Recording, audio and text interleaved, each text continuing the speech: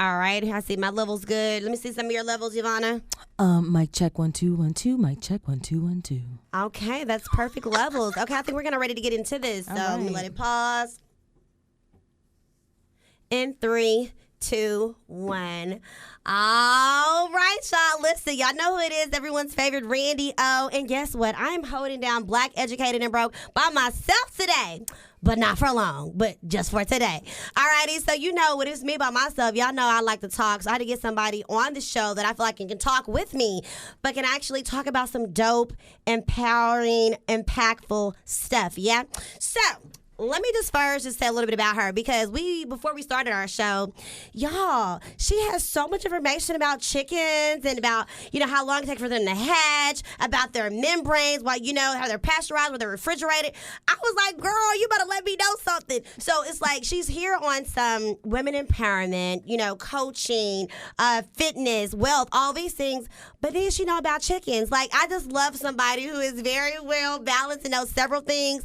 Now, let me tell you a little bit more about this guest, right? So I had the privilege and pleasure of meeting this queen at Kiana Dancy, who's also a friend of the show, at her baggage claim event. And this queen, she was one of the speakers. And, as a woman, there's just some women that you can just automatically, naturally feel like a connection to. And I had not met her, but it was just something when she was talking. And I was like, I want to know her a little more. And then I went up and talked, and y'all, she was nice to me, because listen, you didn't let her, you never know, okay? But anyway, she was so nice, and I was like, would you like to be, we exchanged information, and then we had, I do the Winning on Wednesday, and I was like, would you like to be a panelist for our Winning on Wednesday? She was like, absolutely. She came to the event. She killed it, okay? So if you're like, who, first I'm going to just tell you her name. Yovanna. Ooh, ain't that sexy? Yovanna. And she fine. So a little bit about Miss Yovanna. You can say, hey, girl, real quick. Hey. Okay, so Yovanna, a little bit about her, guys, other than being just fine, okay, because she's real pretty. She's also a clinical social worker, okay, educated babe, a transformational speaker, self-published author, confidence coach, and a model. I told y'all she was fine, didn't I? Okay, that's her, right? But ultimately on that, because, we are Black, Educated, and Broke, and we're always about HBCU love. She is a graduate of the Clark Atlanta University, okay? And she has a Master's of Social Work degree focused on health and mental health, which is so very important in our community. We don't really talk about it enough. It's too much taboo. But Queen here, she's about that, and that's one of the reasons I wanted her today. I will say, through her spiritual, mental, and physical practices, Yovanna has healed herself from the pain caused by trauma. And with that, she's dedicated 10 years of her life helping clients become their best selves. I just want to become the best version of Randi. You know what I'm talking about? You got this. So I appreciate that, yes. Mm-hmm. And so Yovanna is also a fitness, health, and wellness expert and has been certified personal trainer and Zumba instructor. Fun fact about Randi O. I love Zumba. Oh, my God, with my little beads. Yes, in Dallas, at my church, I would do the Zumba classes for the seniors on Saturdays because I loved it so much. So shout out to you, Zumba. Yes. Okay, right. Another thing interesting about her is that any Golden Girls fans, any Golden Girls, she loves the Golden Girls. Thank you for being a friend, Randi. Thank you for being, come on, Yovanna. Thank you for being a friend. That's what we're here for. Shout out to the Golden Girls. Yes. And she loves documentaries. I'm kind of getting into that, but I feel like it just takes so many hours, and I'm just totally consumed. But shout out to her. She finds time to do it. And, she's in the A. She's happily married. Hashtag goals. Okay, with 7 baby chickens. I told you about them chickens, right? We're going to find out that they're not actually baby chickens anymore. And 5 children. Don't even look at y'all because she snatched to the gods, okay? And 2 fur babies. Y'all know I love my fur babies. Let's please give a round for Yovanna Madhere. Yes. Thank you, Randi. Welcome, Yovanna. That was hot. You enjoyed that? That was amazing. I feel like I had to deliver for you. You did that. Okay, I did that. You did that. 100%. Well, your bio, you're so layered. You did that. Thank you. So one of the first thing, because listen, we're going to go back to our chicken facts, because y'all, listen, you're going to learn some stuff at Black, Educated, and Broke. You're going to learn some facts of the day. But I want to kind of first, really, this whole mental health, I want to just jump in that just really, really first. What made you want to go that route and study that? So, full disclosure, I always wanted to be a doctor. Okay. I love all things human experience. So I love like the way the human body works, like all of it, the mind, the joints, and which is part of the reason why I became a personal trainer. Okay, makes sense. Yeah, like I just love all that, but I was never real good at math. Oh, dang. Girl. Girl, me neither. Right. So I was like, okay, well, let me find a way that I could still do this. And like I said, I went down the certified personal trainer route, which I absolutely loved. Yes. I love working with my clients and just feeling that like connection the person has with their body. But it all comes back to your mind. Yes, girl. Okay. All of it, right? It comes back to your mind, it comes to your spirit and to your body. And so my overarching focus is mind, body, soul connection. That's the overarching thing. But mental health, when you think about what motivates you, you know, why you don't work out, why you won't, you know what I mean? All that type of stuff, it all comes back to childhood experiences, right? Like lifehood experiences and how we have navigated through those waters and how we process information. Informs how we get through our day on a regular basis. How we process information determines how you go through your day on a daily basis. 100%. 1,000%. Yeah. Okay, go ahead and finish. I'm sorry, I had to just process that because that was so factual, but go ahead. Yeah, so like even like if somebody's really dope or really whack, it's like what is it about them? Like how are they processing information that makes them as dope or as whack as they are, right? And that we are all subject to that. We all have our dopeness and we all have our whackness. I don't know about I ain't whack, but go ahead. Right, I'm not real whack either. I'm not real whack either. Look. Oh, yeah, there's things I can be better at, but yeah. Right. I'm not as whack. There we go, let's say that. I have the tools now. Okay. But and even, you know, on a regular basis, like that fluidity of like understanding ourselves. We were kind of talking earlier about like when you need a timeout and knowing when you need a timeout, right? So mental health is all of that. Like having enough discernment and understanding of yourself, knowing yourself fully. People know their phones better than they know themselves. Okay, and that's so crazy, but that's common, huh? It's very common. It's very common. And there's reasons why. So, I was going to say, well, why? Where's the why? Yeah, so when we, again, as a person who loves the body and the humanness of the experience, I really am intrigued by not only the psychological things that we experience, but how our neurological wiring impacts how we think and how what we consume impacts our neurological wiring. Yes. So there's levels, right? It's like yes. how we feel in our body impacts how the brain is going to send messages to your psyche, if you will, and how like and then your output is going to be that whackness or that dopeness, to keep it super simple, right? Yeah. And so one of the things that I like to focus on is what we call adverse childhood experiences. They're also known as ACEs. And so studies have shown that the more ACEs or the more adverse childhood experiences that a child has, it actually impacts the shape of the brain. And it impacts the neurological wiring and firing of a child, so that a child, this is typically now, that experiences the more trauma a child experiences, outcomes for that child could look like, you know, poor outcomes in school, could look like diabetes and heart disease. You know? And so it's very interesting when you look at the data, because I'm a big nerd. So when you look at important. when you look at the research and you look at the data and you see a person, this is why I love social work so much, is why I became a clinical social worker, because we look at the whole person. Versus just the mind. Right. A social worker looks at the entire system, the whole person. So another good drop there. A social work, they look at the whole thing, not just words. Like a psychologist only studying your. Good to know the difference. Okay, great. Yeah. Come on, dropping these little knowledge facts. Go ahead, Yovanna. Yeah, so a clinical social worker, and not social workers that take the babies. I got to be real clear about that. That's not what we do. Okay. But we going to wait and drop that when Randy asked me the question. But a social worker can look at the whole person, and we can look at a person's system, what we call, like in systems theory, you're looking at the whole person. So it's like their personal self, their, you know, you go from the micro to the macro. So it's like, okay, the things inside your circle, and then you kind of like zoom out, right? All of that impacts how a person shows up in the world, right? Sense. And a social worker could look at that person and say, I wonder if I were to scale it back, what information I would get. And I love that. That's one thing that, because I'm nosy. So look, I love biographies and I love people's stories. Yeah. So the more that I can understand, the more I know about a person's story, the more I know, I help to understand them. To understand them. And it helps me understand that output. Yeah, it's kind of like a journalist. You could have been a journalist too, Yvonne. I'm just saying, because we like to know the stories. Yep. Okay, and so I'm glad that you broke that down as far as, so we can know the difference. Now, in your work with this, so that makes me think about children and how you talk about, like, I guess, their current environment and how I can, because I feel like Gen Z, the current, I feel like it just seems like they seem very detached from reality. And I always think it's because they're seeing everything on their phone that's not real, and they're thinking this is real life, and maybe all the violent video games. As a professional, do you feel like that is very much why they're having maybe some of the experiences that they have with this generation?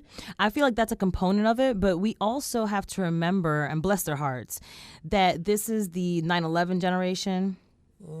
Right? Yeah. Yep. Like we had Challenger. That's super trauma. Yeah. Yeah. Okay. When I was a kid, we had the Challenger blowing up. Right. That happened when I was about 8 or so. Yeah. But this is the 9/11 generation, and that was that was a baby then, actually, because that was 2001. They were like, wouldn't it be millennials? Wouldn't we be that kind of that? It would be more millennials, but if you think about like COVID, for example, the COVID happened like in a sliver of time. Now, granted, it was longer than 9/11, but there's these overarching things that happen, how it changes the culture. Okay, you're right. Like security changed after 9/11. Okay, security changed after 9/11. The way that people parented started to change. You had, everybody gets the gold star generation, which that was not like that when we was coming up. It was like, you didn't get first place, you got second place. Well, I guess you got to work harder next time. But that's the everybody gets a gold star generation, and I think that it was, not to ding anybody, but I think that if you zoom out and you look at the long arc of history, it's really about, trying to correct the previous generation, right? So you had the baby boomers had their way, right? And then you had the Gen Xers have their way. And so, people are just trying to like pendulum swing to overcorrect sometimes. Pendulum swing, yes.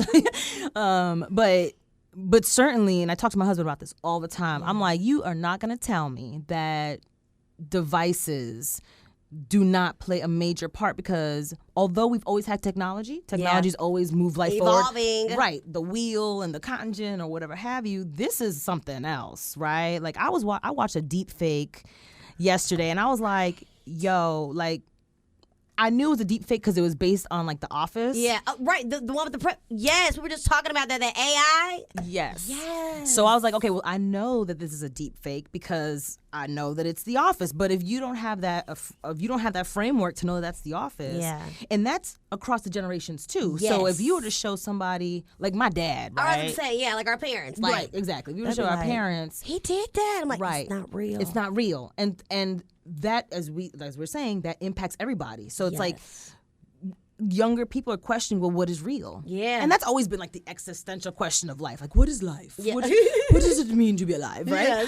But this is like next level now. For real. I'm glad you brought that up, because that AI, like, I think about if it's going to cause more harm than good. And I think with anything, you're going to have both, but I am a little bit more concerned. I don't, as a culture, I think it's going to be more negative than good, because I just don't see it being used for the best purposes. I see it using for more manipulation. I don't know if I'm looking at the glass half empty, but that does concern me. So you as a social worker, right? And let's say you have, you work with children and adults, all ages, right? I've worked with children in the past. Now I work with adults, but I have worked with children, yeah. So like in a situation like that, where you're looking at the whole person and you see their kid, maybe they're being influenced, like what type of guidance would you provide in those situations with telling them, with them and with their parents, and with this AI technology and affecting the child? Like what kind of advice would you advise for them?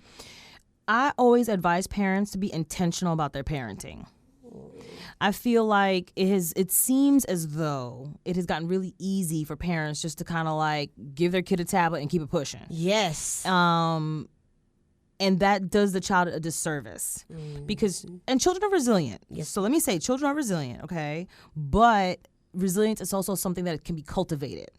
So if you just hand over a tablet to a child, they're gonna figure stuff out, but they still need that wisdom that only an older person can give them. Yes. And so I feel like parents just need to be present and intentional. And I know that's very difficult just because of our lifestyle and our culture. It makes it very, very difficult. But if you're going to hand over a tablet to the child, like, use parental controls. Like, don't, this can't be the Wild Wild West. You know what I'm saying? Yeah. My little boy has a tablet, and his tablet is locked all the way down. Like, he only has, like, Disney and like this thing and that thing. Yeah. And it's got all the parental ding-dongs and who's it's, you know what I'm saying? Like, it's locked down because it is literally the Wild Wild West if you're not intentional about how you're going to help your kids navigate. So, okay, if they need a tablet, you got to do what you got to do. Like, if we're going to parent, we still got to be in the game.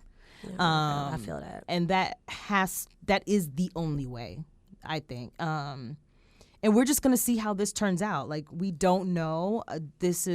There is nothing to compare this to. At all. And I'm excited for that.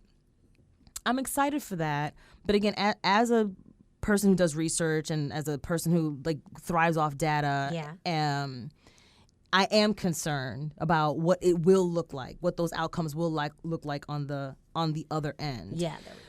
But what excites me is that there is access to more information than ever before. Okay, now that's the good point. And that's the good part. But again, this is where discernment is still required, right? This is where we have to question everything. Yeah. Again, what is it? What is the meaning of life? What does it mean to be alive? We still have to question everything. We cannot take things just for face value. Yeah. I was going to say that makes me think here in the radio world and in TV world, we talk about media literacy. I learned that term in grad school, and it's like, how to become more media literate, because again, when we had our previous president, President Trump, I feel because of people's lack of media literacy, I feel like it was a lot of over emotional responses to things and up in arms at things that wasn't even factual, you know, and it's like I be feeling like maybe our therapist is like, who does it, I guess our teachers, whose hands or the responsibility does it land on to kind of get those truths out, to filter through that? Because it can't just be media, I mean, it could be the community, but I'm like,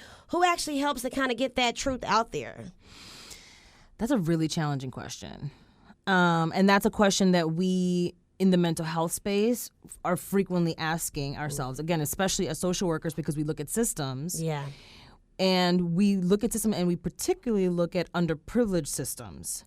And to the greater point, like, who is going to help these kids learn more, navigate more?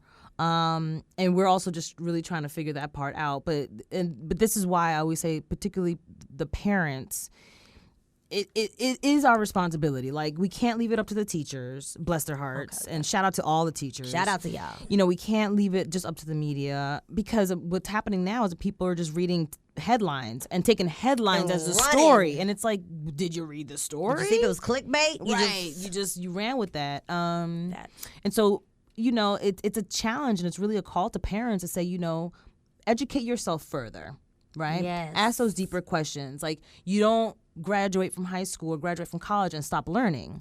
People are writing books constantly. You got podcasts like this. Shout out to you, writing books. And shout out to you for podcasts that are going to challenge the status quo and, be willing to grow, allow yourself to grow, and do it for your kids, if for nobody else. Yes. Yeah.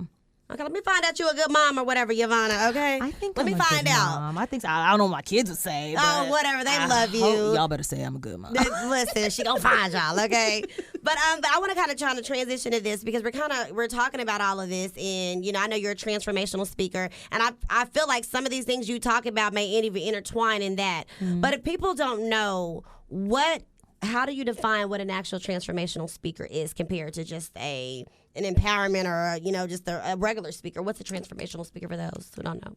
So a transformational speaker is someone who their goal is to have you be transformed by the end of the speech. Oh, yes. Okay. That transformation could be an aha moment.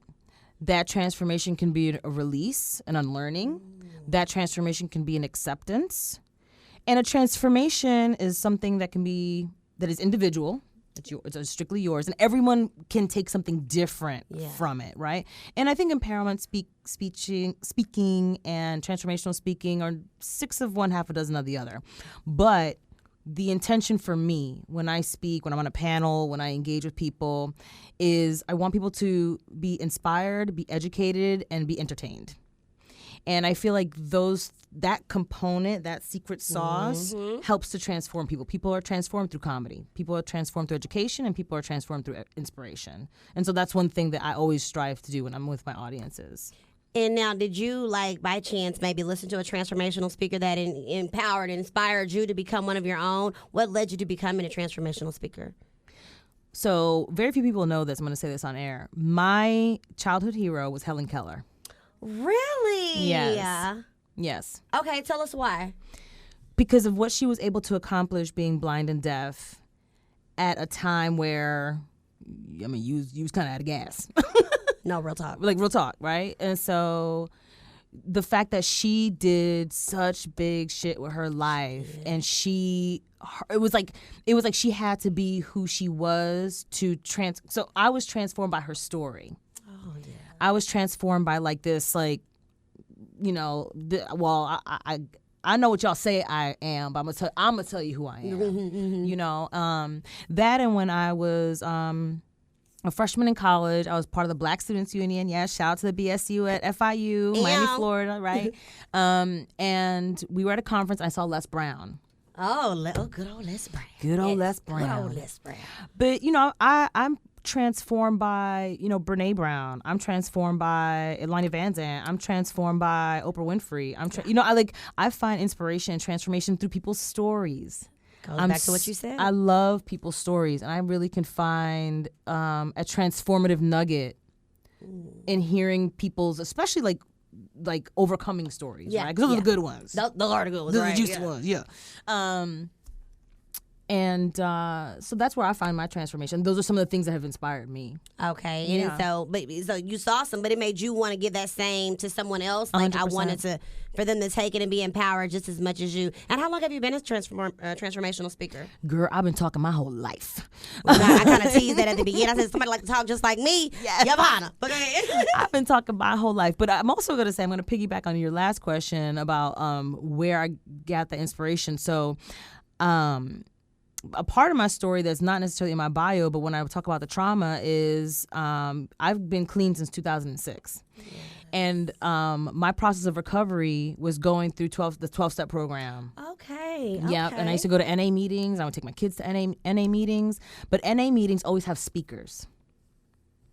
And when you're a newcomer, what they call a newcomer, or even if you're an old timer, and people who are in the program, you know, just for today, we stay clean. And so these are people who are telling their stories and are giving it away to save somebody else's life.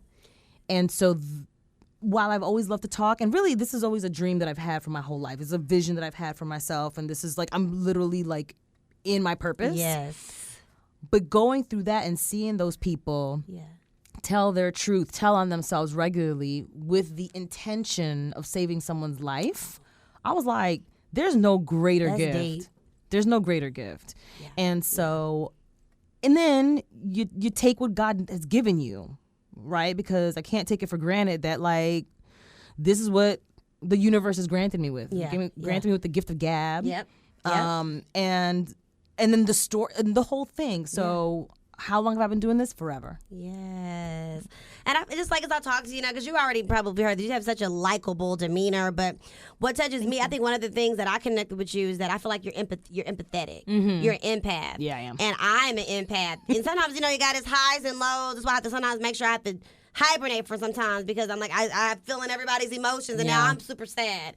But I appreciate that because I've like to, people that are empaths, like you really are transforming the world to me because it's like you're really able to connect with them and to really maybe, like you said, you see them as the whole person and able to bring it all together. Like, this is what can help you. This is how I can be that. So I admire people that can tap into that space and get it and really encourage somebody else. And I think that's when he was kind of telling some of your stories and I was just like, yeah, you know, she's just so raw and cut with it, but she's still sweet and she's still like, even through this whole thing, oh, shout out to the children, shout out to the teachers. I'm like, being all nice and stuff. We ain't talking, you know, but it explains why you're good at what you do, the connection, and that you see it from a different focal point, right? Yeah.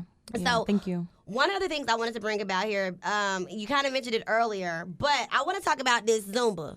When I talked about it, and this you being a personal trainer. Yeah. And then also, we ain't going to skip over that you're Afro-Latina. Yeah. Right? So I want to know, like, like somebody thinks of that, right? First of all, let's get into the Afro-Latinas. So who's who? So both of my parents are Panamanian. Oh. Yeah. That's Panama, right? Panama, Yeah. Yes. South of Costa Rica, north of Colombia. Both my parents, and they're both black. They were first generation Panamanians. So their parents were from the Caribbean and from Colombia. Yeah, okay. Yeah, at the time, which became Panama because of history. So yeah. Yeah. right. Should you do some other history fact? Go do your homework. Go do your homework on that whole Colombia-Panama connection. Yes. But so both my parents are Panamanian. My dad actually lives there now. I'm gonna go see him in a few weeks. Oh, that's so. I've never been to Panama. I would love to go. You have to go to Panama. I would love to. It is hot. It's so dope. People speak English, but it's hot. Because it's a very multicultural country. Okay. So with the building of the canal, you had all kind of people from all over the world, right, coming through, and the big influx of black people, besides the people that were kind of indigenous, if you will, to Panama, the people who had been enslaved. Yeah. You had what were called the Afro-Antilleans, so people from the Caribbean that were brought over to Panama, or came to Panama rather, to work on the canal. Mm-hmm. And of course, there was some strife between, you know how that goes, because xenophobia exists globally. Yes, unfortunately, yes. Right. And so that's the story of a lot of Panamanians. So a lot of Panamanians eat very Caribbean-based food. We have our own patois. There's a drum line in the Atlanta Carnival. Panama has their own drum line. Hey, I didn't even know that. Yeah, so a lot of our culture is very Caribbean. So, we eat rice and peas and fried dumplings and, you know what I mean? And reggaeton originated in Panama. I know the Puerto Ricans are going to want to take it, but we can have a whole argument offline about that. Okay, DM her. Right. DM me for arguments. So it's a very, parts of Panamanian culture, I should say. It's very Caribbean. Yeah. So, and when you say, the Latino base then, right? So do you... Excuse me. So do you speak Spanish too? Fluently. Okay, because that's what I remember. So let's do a little. Give us a little something. So tell us something in Spanish. A fun fact in Spanish about chickens. Los pollos crecen rapidísimo. Un día para un pollo o una gallina, dependiendo de dónde estás, es como un año para un humano. Okay, I heard like one and I heard chicken. Mm-hmm. Okay, now translation. So basically, chickens or hens, depending where you're from, grow very fast. So a day to a chicken is like a year to a human. Did y'all hear that? Yes. Did y'all hear that? Los pollitos dicen pío, pío, pío. That's a song? Yes. What is that? It's a nursery rhyme. Okay, what is the rhyme? What is it in English? It's hard to translate. It's like the chickens say pío, pío, pío. When they're hungry or when they're cold, the mother brings them like their corn to eat, and then she makes them warm. Put her feathers over them. Yeah, y le da abrigo. So listen, y'all, this lady does it all, okay? Like I know y'all enjoyed that. So how did you? Okay, wait a minute. I love it. You're just. So you grew up learning that? Like you spoke it in your household fluently? Yep. So yeah, my grandmother, did not learn English. She came to the States in her 60s, and it was like, si la abuela no habla inglés, te jodiste. Ahí está. And Spanish is actually my first language because my parents came here a couple of years before I was born. Yeah. And, they were trying to figure out how to el English. Y yo no sé cómo se habla, cómo se dice. And so... Yeah, and I grew up in New York. I'm from Queens. Hey, come on, New York. Yes, from Queens. And, I didn't learn English until I went to school. I learned English in kindergarten. Wow, girl, you're just... And I always have to represent, and I always have to mention I'm Afro-Latina because people try to be like, oh, well, you're not really black. Or you're not really, and it's like, last time I checked, this 4C that grows out of my hair. Yeah, come on, 4C. Y'all know that's the curl pattern, okay? Right. Get into it.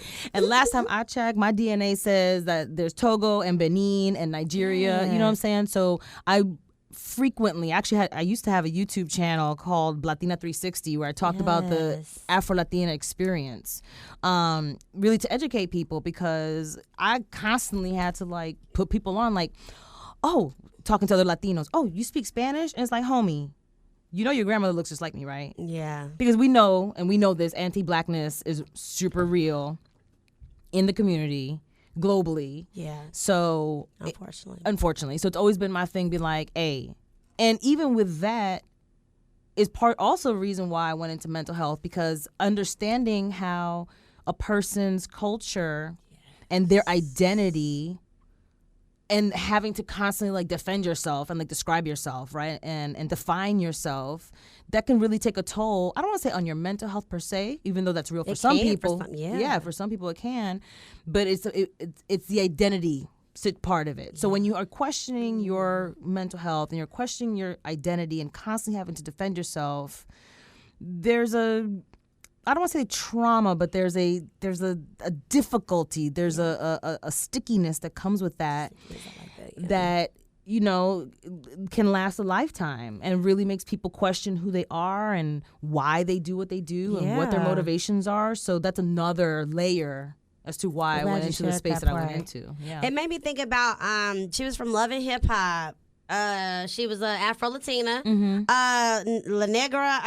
Mara La Negra. Because I didn't even think about it. For me, that I appreciated her being on the show and giving a different perspective. Like, oh, how they saying you're not really black, or you're not even really Latino, you're not even the same, and how she cried about it because she didn't like her. And I didn't even think about, like, we get so caught up on like maybe your own race and what you have going on, but I didn't even think, like, they questioning you speaking fluent, and they don't even know, like, I didn't even know that people would even, do that. And say, here you are backing up, like, you having to defend yourself. Yes, I'm black. Yes, I'm. Yeah. And that was eye-opening. And now for you to tie it in, like, how sometimes that can lead to people having, like, identity issues and cause other traumas. And I'm like. Self-hate, and, there's a saying in our culture, at least, black Latino culture, that you have to adelantar la raza, which is to improve the race. Oh. Yes. So it's very, and I don't know how much it is now, but I know it was certainly like this when I was growing up, that you're supposed to marry up. You're supposed to marry lighter. You're supposed to marry somebody with straighter hair. And I know I'm telling all the tea, but this is the truth, right? Our hair gets relaxed when we're very, very young. Really? Now, I will say, though, you know what I'm saying? I'm kind of not mad because you got it not mad because what, at 14? Listen, this hairy, look. So let's keep it a buck. Get out of here, Yovanna, like, cut it. Let's keep it a buck. But I don't know how much of it is like the challenge of hair, because it could be done. It could absolutely be done. There are people who never relax their hair. Or is it the cultural, right? Proximity to whiteness. Yeah, yes. Proximity to whiteness. No te metas en el sol, que te vas a curar. Like, don't go in the sun, you're going to get darker. For real? Oh, yeah. Yeah. That is, and it's like, and that's color. It's colorism everywhere. Because of course, and the black community as well. Like, light skin against dark skin, and you need to keep your skin, and it's just yep. So we're still, experiencing so much of the residual effects of colonization and imperialism and all that good stuff. And we also have to realize, though, as difficult as it is, it's just a sliver of history. Yes, you're right. So, because again, I like to look at the long arc of history. My husband's taught me to do that. He's a veteran, so he's like, you got to look at the systems and this. Yeah. But if you look at the long arc of history, it's just a blip. Yeah. And it matters. You're right. Not to take anything away from it. But when people are like, oh, it's not enough, it's like, but pull back. It's only been, right? Like, not even 200-300 years, and that's nothing in the long arc of history.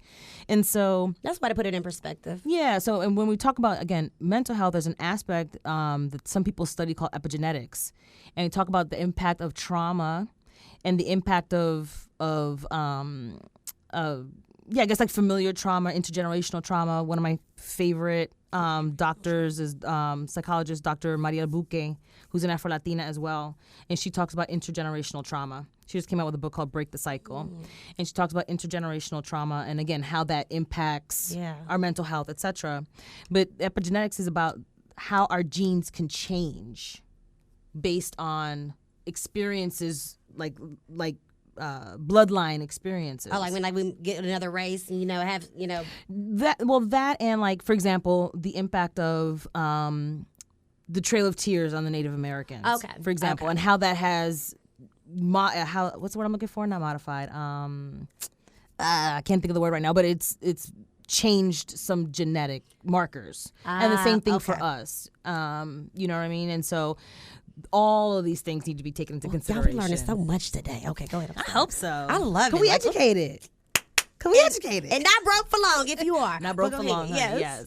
And so, when we look at our community as a whole, and again, as a social worker, and looking at the systems, look at the whole person, and understanding the history, it's like, well, if you understand the community and you understand what has kind of come down the line, if you will. Yeah. And that's why it's incumbent on us, and this is why I do the work that I do, because it is our opportunity to pivot. It's our opportunity to, to modify those DNA markers once again. Yes. And we can do that, right? We can absolutely change the trajectory of our lineage and our legacy when we're intentional.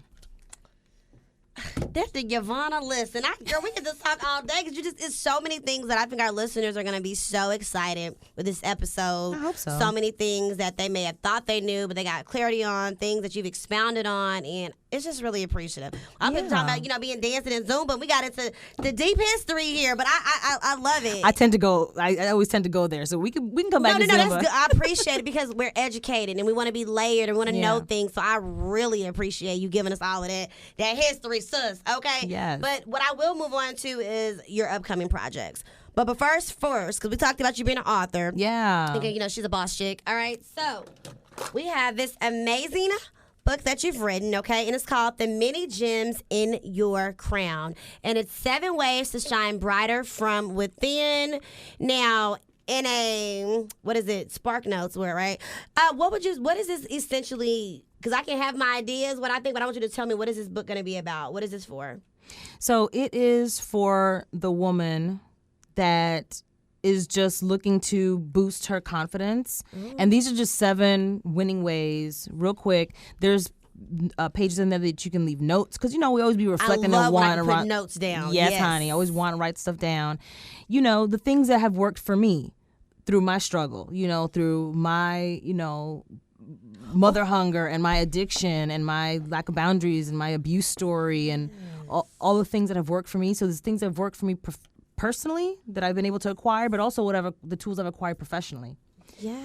As a therapist. So it's my little pamphlet. It's my little, and it's dedicated to my inner child, to a little girl inside of me, because I really feel like as women, we forget that she's still there. Yeah. And she's constantly needing attention. She needs attention. She constantly be like, don't right. about me. Yes, and I understand that. Yes, and sometimes we want to ignore her, we want to put her away, we want to pretend that we think she should not exist, and she is us. And so that was an homage to my inner little girl and to all the inner little girls of the women. So it's available on Amazon. And I like that it's an easy read, because I'm a person, I see a lot of workship books. Sometimes it be so big, I'll be like, I get overwhelmed with it sometimes. But this is a very nice read. It's 27 pages. It's like, I'm a person, I look how many spaces, but it's easy to read. And I like actually the last thing that you put. I just thought this last paragraph in, if I could share in conclusion. Yeah. I just people to know. So good sis. Hey, good sis. My hope is that my little book helps you adjust your crown, add more brilliance to your life, and get your gems shining ever so fiercely. This you got to pray. I pray that you receive the messages that you needed to receive from this book, and that if you found it helpful, share it with a friend. I love that. Health, love, and soul. That was, I think books to kind of just remind you about who you are as a woman, to love yourself. Like, we can never get too many of these books. Because, you can hear it all the time, but we need to continue to hear that, because sometimes we get so caught up in our worlds that we don't take time to, like you said, set boundaries, go out and be active, be fit, and I appreciate that you're putting those reminders, because that's needed. Okay, so guys, Amazon, go ahead and check it out. The Many Gems in Your Crown by Yovanna Madhere. Am I saying it right? Madhere? Madhere. Madhere. But it looks like Mad here. So But if you, Madhere. Madhere. Madhere. Yes. Madhere. Like that? But Yeah, Madhere. Madhere. Madhere. Okay. So, my guys, make sure you tap into that. I love it. Just, Yovanna. Now, but you got some other things that you got crack-a-lacking, right? yours. So, the next thing, your workshop. Yes. Fierce as a flower. Tell us about it. Fierce as a flower. So a lot of times, we feel like we have to do the most, but we forget how to be soft. We lose our softness. And so Fierce as a Flower, which we're actually going to be doing Instagram Live Thursday, June. What day is today? Today is June the, hold on, I have my calendar because I have to look. In 2 days. June the 16th today. 6th. June 6th. Today. No. This show's airing on the 16th, but it's fine. Oh, we're just no, gonna listen, girl, look, don't listen to me. it's not right. We're going to edit that out. Yeah. My bad. So, on Thursday, June 8th, Fierce as a Flower, we're going to go Instagram Live, and that's what we're going to be talking about. But this is the kind of the appetizer to the greater workshop, Fierce as a Flower, where we're going to have panelists, and we're going to be talking to different women about how to maintain your softness while being fierce. We're going to talk about setting those boundaries, right? We're going to talk about killing negative self-talk. Is that killing who? Yeah, the negative self-talk. She shall be killed. Okay, yes. Yes, and just how to be fierce but be soft. I love that because they've been having on Instagram. Oh, I'm in my soft gear era, Right? And if I go, what I think you're saying in that is pretty much how to still you can have your masculine energy, but how to bring up more of your feminine energy. That's how I because I know I need to probably tap into more. I have my feminine energy, but I know that I'm an alpha female, and I have a lot of masculine energy, right? Mm-hmm. And so something like this, sometimes like Randy, tone it down. Like there's a time and a place when you can be fierce or give all that, but there's a time where, okay, we're soft girl. And for me, I try to say that more in the relationship sometimes. I feel like, I need to start bringing that masculine energy home because I have to be like a boss everywhere else. Right. And it's like, okay, at the house, like, let me just kind of, all right, bring it down. And being an alpha female is a beautiful thing. Like, don't feel like you have to change that. Okay. It's also just to teach women how to receive.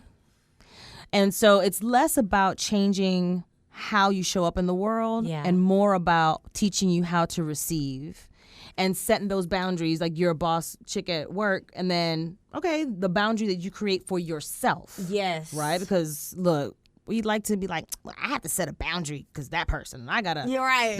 But what about the boundaries that you set within yourself?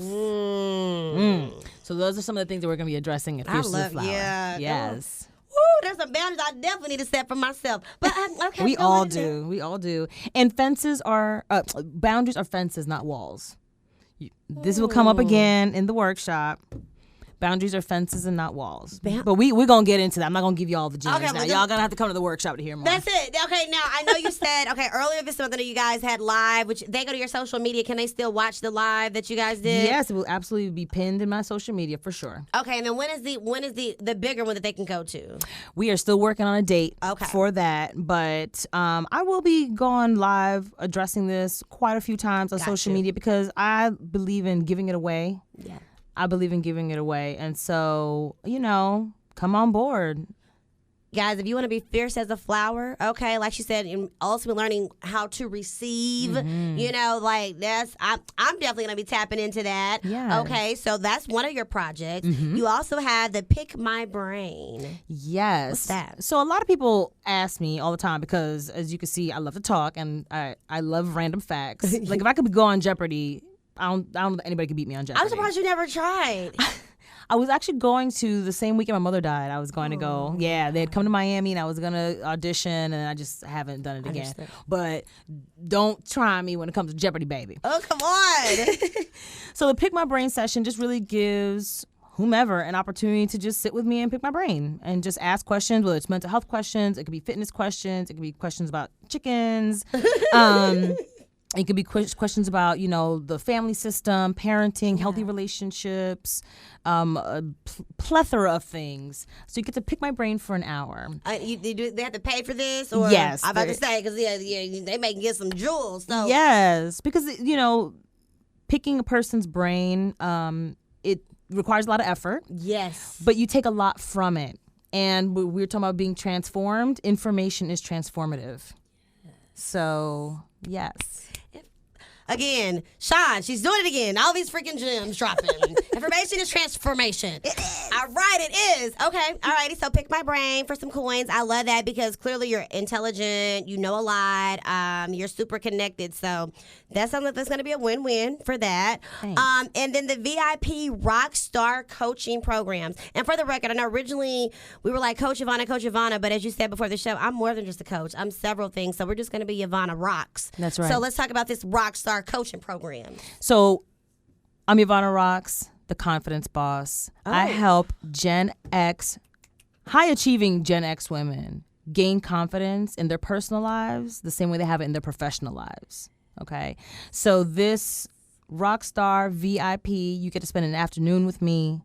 We get to work on what your confidence hiccups may be, your hang-ups may be, and we're going to break them all the way down. I use mental health modalities, so I'm not going to be diagnosing or doing full-out therapy, right? So we're not doing any of that. Let's be clear. Yes, be clear.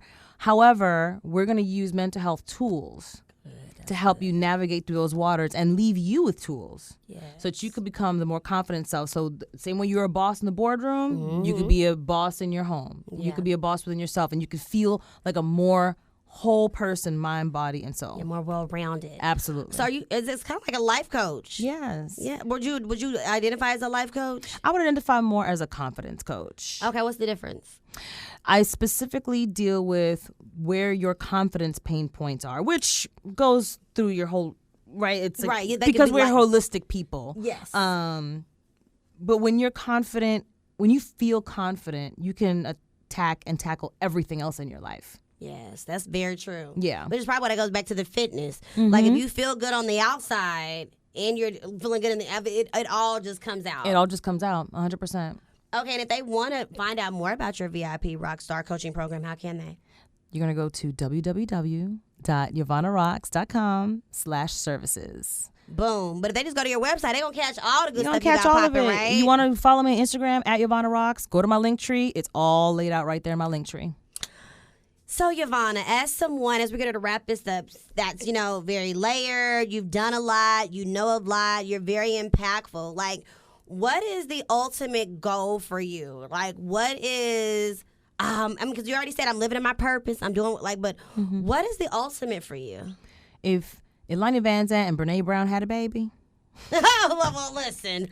That's you? That's me. Oh, okay. So you're trying to have your own, syndicated show? I'm trying to go where the universe puts me, where I can make the greatest impact across media platforms, right? Because I don't know if syndicated TV, I don't know what that looks like. You don't want to put yourself in a box. I don't want to put myself in a box. Gotcha.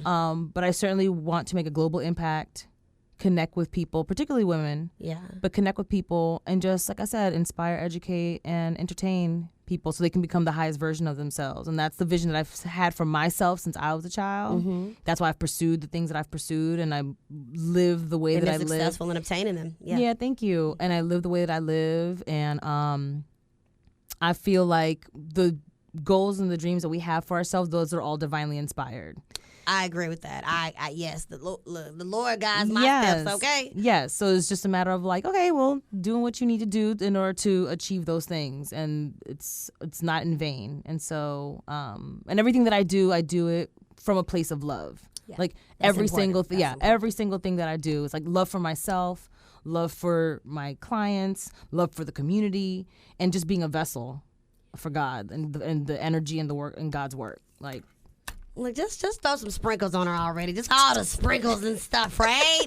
And so I appreciate it. So ultimately, but you want to take what you're doing, everything that you're doing, you just want to make it more of a global impact. Absolutely. That's the ultimate goal. Absolutely. Let's get globally. Because, we don't ever know who's listening. And I always believe, you're always one person away from your next opportunity, your next dream, your next goal. Yep. That's why I feel like we have to always be in community with each other, helping each other. We can't just do it all by ourselves. So we absolutely need that community. We need that connection. And like I said, like when we were talking about systems, the world is a system. Literally, yeah. It's one big system, and we are all interconnected. And so if I become more healed and you become more healed and the next person becomes more healed, imagine just the ripple effect that can have with all the other bullshit that we have going on in life. But will still be there, it's going to be there, right? But if we can become more healthy and whole globally, Like, I know it's like sounds like kumbaya. And It's very kumbaya, I'd but like it can to still buy happen. the world of Coke, but that's just... Remember that commercial? Oh my God. But I get it. Like, it just takes one, teach one. Let us all try to work at it collectively. Again, being better versions of yourself. That's the big message that I'm getting from that. Yeah. And just so you guys, I want to reiterate something that she did say, because if you want to get more information about this, you can go to her website, YovannaRocks.com. That's right. All right, if you guys want to actually do the VIP Rockstar Coaching Program, YovannaRocks.com/services. Okay? Yes. Booyah. And again, to learn more about the Fierce is a Flower workshop, head over to her Instagram at Yovanna Rocks, where she's constantly dropping live videos to talk more into that space. And then for the Pick My Brain, where you can ask her anything you want and get all the sauce that you need. That information also to book or schedule that is on your website. It's on my website and it's also on my Instagram. And on her Instagram. So why you not following? Yes. Right now, stop what you're doing. Go to Insta at Yovanna, YOVANNA, Rocks, ROCKS, and tap in, okay? Yes. Now, Yovanna, Ma'am. this amazing, look, she does it all. Look, I just want to repeat it again. She got the chickens. She got the babies. She got the dog. She's a fitness instructor. She's a transformational speaker. She's an author, a confident, and she's a model, all of that, right? So with all of this sauce, what is something, which you said so many things, that you would like to leave for our listeners today? Wow, just one thing? Yeah, just one, if you can. Maybe a good top 3 if you need it. Be intentional. Operate from a place of love. And, oh my God. And listen to Black, Educated, and Broke. Oh, you better come on, good time. This is why she's on the show, ladies and gentlemen. Yes, be intentional, act out of love, and make sure you're tapped in with Black, Educated, and Broke. But even more so, make sure you are tapped in with her at Yovanna Rocks on all. Is it on all social platforms? All social platforms. All social platforms. But I've just really appreciated you today. I think I more so appreciated so much of the knowledge and things that you talked about. Because one of our episodes we had a couple weeks ago is like, who gets to identify as being Black? That was one of our topics. Child, I should have been on that one. Right, that's what I was thinking, but you gave like a lot of alignment in some of the things that we said, well as some contrast, things that we did not think about, so I appreciate that. I appreciate you. Teaching me about the baby chickens and how they, have one egg every 28 hours. Like, it's a small thing, because I'm like one of those, like, I don't want to say a nerd, but I like fun, interesting facts that nobody knows either. So yes. that kind of fed my spirit I'm right there. I'm definitely a nerd. If I can get like nerd tattooed somewhere, I probably will. Well, you would be a pretty nerd, because you don't give nerd vibes, What is your sign? I'm a whole Sagittarius. I am a Sagittarius sun, a Capricorn rising, and a Cancer moon. Capricorn rising. Okay, you very much come off like a Capricorn. I would have thought that. A lot of people would say that. But your moon is Cancer. Okay, Yep. yeah, that explains the feels, why you can understand. And we know stuff. Yes. It just, but you may not say it, but you know stuff, but you're calculating it in. But you're Sag. Wow, I would have never got the Sag. Because I'm a Virgo. Sometimes Sagittarius and Virgo. Rah!